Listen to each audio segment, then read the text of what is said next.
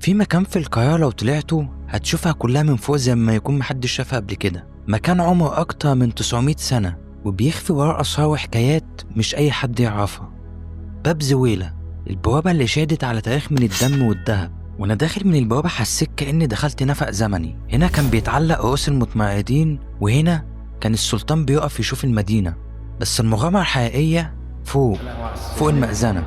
السلالم ضيقة وملفوفة، وكل خطوة بتحسسك إنك أقرب لحاجة مش أي حد وصلها. المكان قديم وكل طوبة فيه بتحكي قصة، لكن أول ما توصل للقمة كل التعب بيختفي، وفجأة بانوراما خرافية للقاهرة، القلعة والأزهر والشوارع القديمة والدنيا كلها تحتك. إحساس بالقوة، إحساس إنك شايف المدينة من زاوية بقالها مئات السنين. ناس كتير عدت من تحت البوابة، بس كام واحد بس اللي وصل للقمة؟ السؤال بقى، لو كنت مكاني كنت هتطلع ولا هتخاف؟